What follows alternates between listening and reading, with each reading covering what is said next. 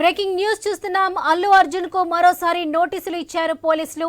రేపు ఉదయం 11 గంటలకు విచారణకు హాజరు కావాలని నోటీసులో పేర్కొన్నారు. సంధ్యా థియేటర్ తొక్కిసలాట ఘటనలో నోటీసులు ఇచ్చారు పోలీసులు.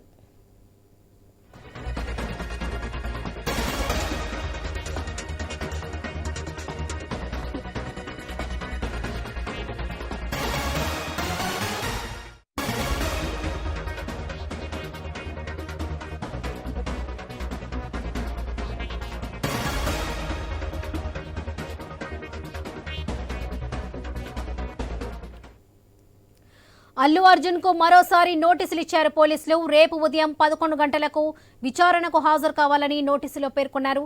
సంధ్యా థియేటర్ తొక్కిసలాట ఘటనలో నోటీసులు ఇచ్చారు.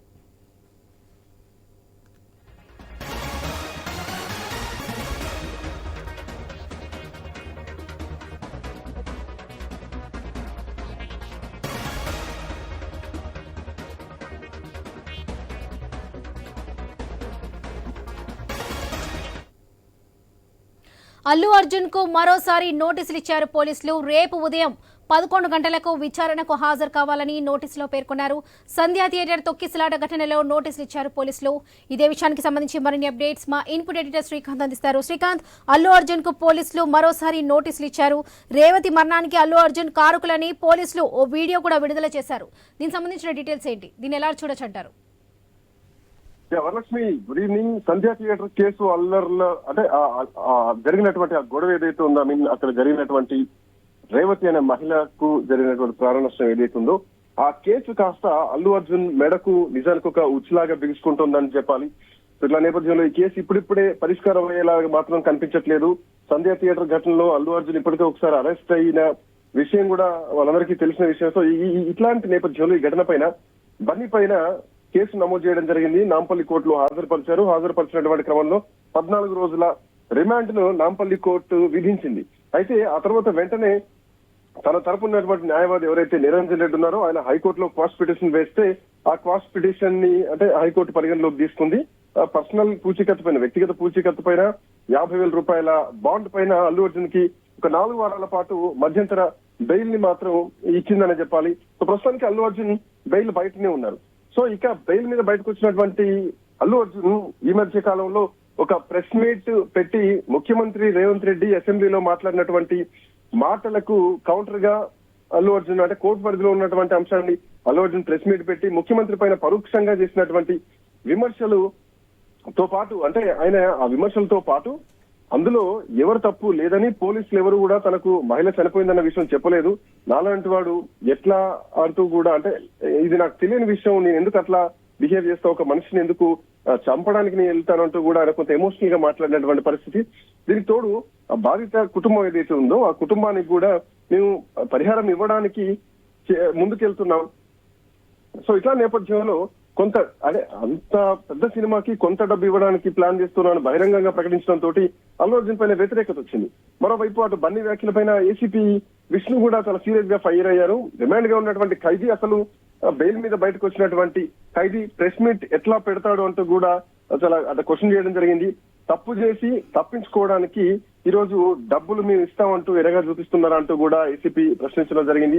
సో ఈ నేపథ్యంలోనే మధ్యంతర బెయిల్ సంబంధించి ఇప్పుడు చర్చ నడుస్తోంది. అల్లు అర్జున్ పెట్టినటువంటి ప్రెస్ మీట్ కు సంబంధించి పోలీసులు ఇప్పటికీ నోటీసులు ఇవ్వడం జరిగింది హాజరు కావాలంటూ.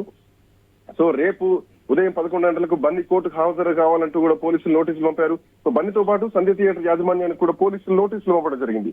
సో ఇట్లాంటి నేపథ్యంలో ఈ ట్విస్ట్ ను బన్నీ ఎట్లా ఫేస్ చేయబోతున్నాడు అన్నది మాత్రం ప్రధానంగా ఒక చర్చ అయితే ఇప్పుడు బలంగా నడుస్తోంది. గత కొద్ది రోజులుగా బన్నీ వర్సెస్ ముఖ్యమంత్రిగా మారినటువంటి పరిస్థితి మాత్రం కనిపిస్తోంది తెలంగాణ రాష్ట్రంలో. సో ఓవరాల్ గా ఇప్పుడు బన్నీ దీన్ని ఎట్లా ఫేస్ చేయబోతున్నాడు అన్నది మాత్రం ఒక చర్చ నడుస్తోంది. సో మరోవైపు రేపు చిక్కడపల్లి పిఎస్ కి అంటే రేపు 9 గంటల వరకు ఆఫీస్ లో ఉండాలి అంటూ కూడా అల్లు అర్జున్ చిక్కడపల్లి పోలీస్ స్టేషన్ కు రమ్మన్నారు పోలీసులు. ఒకవేళ రానటువంటి పక్షంలో కనుక అల్లు అర్జున్ ను నేరుగా వాళ్ళు పోలీసులు వచ్చి తీసుకెళ్తారా అన్నది మాత్రం చూడాల్సినటువంటి అవసరం ఉంది. సో రేపు ఉదయం అల్లు అర్జున్ పోలీస్ స్టేషన్ కి హాజరు కాబోతున్నారా, రేవంత్ మరణానికి అల్లు అర్జున్ కారకులని ఇప్పటికే పోలీసులు కొన్ని వీడియోలు కూడా విడుదల చేశారు. అంతేకాదు అల్లు అర్జున్ కు ప్రెస్ మీట్లు పెట్టి వార్నింగ్లు కూడా పోలీసులు ఇస్తున్నారు. ఇప్పటికే ఏసీపీ వార్నింగ్ చేయడం జరిగింది, డీజీపీ వార్నింగ్ చేయడం జరిగింది. అల్లు అర్జున్ చెప్పినటువంటి పాయింట్స్ ఏవైతే ఉన్నాయో అన్ని అబద్ధాలు చేస్తున్నారు. అల్లు అర్జున్ అబద్ధాల మీద అబద్ధాలు చెప్తూ వెళ్తున్నారు. అల్లు అర్జున్ కు తెలుసు అక్కడ మహిళ చనిపోయిందన్నటువంటి విషయం తెలిసినా కానీ అల్లు అర్జున్ ఒక నిర్లక్ష్య ధోరణి ప్రదర్శించారు. తనకు తెలియదంటూ అబద్ధం చెప్పేటువంటి ప్రయత్నం చేశారు అల్లు అర్జున్. సో చేయడమే కాదు, పోలీస్ డిపార్ట్మెంట్ మీద కొంత నెగిటివిటీ స్ప్రెడ్ చేస్తున్నారు. ఎక్కడ కూడా అల్లు అర్జున్ ప్రెస్ మీట్లు పెట్టి వార్నింగ్లు కూడా ఇట్లాంటి అంటే అల్లు అర్జున్ ఇట్లాంటి కామెంట్స్ చేయడం కరెక్ట్ కాదంటూ కూడా మాట్లాడుతున్నారు. మరోవైపు పోలీసులు కూడా అల్లు అర్జున్ కి డైరెక్ట్ వార్నింగ్ ఇస్తున్నారు. బజార్ లో నిలబెడతామంటూ కూడా వార్నింగ్ ఇచ్చారు. సినిమా హీరోలు కేవలం అక్కడ వరకే పరిధిలో ఉండాలి, రోడ్ల మీదకి వచ్చి షో ఆఫ్ చేస్తే కుదరదంటూ కూడా పోలీసులు వార్నింగ్ ఇచ్చారు. రియల్ హీరోలు కాదంటూ కూడా రియల్ హీరోలు కాదంటూ కూడా మాట్లాడారు. ఎవరైనా కానీ లా అండ్ ఆర్డర్ ఇష్యూస్ తీసుకొస్తే గనక చట్టం తన పని తాను చేసుకుంటూ వెళ్తుంది అంటూ కూడా చాలా సీరియస్ గా చెప్పడం జరిగింది. అలజడి సృష్టిస్తే ఎక్కడ ఖర్చు చేయాలో కూడా మాకు తెలుసు అంటూ కూడా ఇప్పటికే పోలీసులు గట్టి వార్నింగ్ ఇచ్చారు. మరో విషయం ఏంటంటే అల్లు అర్జున్ కు ఇప్పటికే 4 వారాల పాటు బెయిల్ మంజూరు చేసింది. మరోవైపు రేపు పోలీస్ స్టేషన్ లో హాజరు కావాలంటూ కూడా అల్లు అర్జున్ కు పోలీసులు నోటీసులు ఇచ్చారు. సో రేపు ఎట్లా ఫేస్ చేయబోతున్నారు అల్లు అర్జున్ మాత్రం వేచి చూడాల్సిందే Varalakshmi. Right Srikanth, thank you.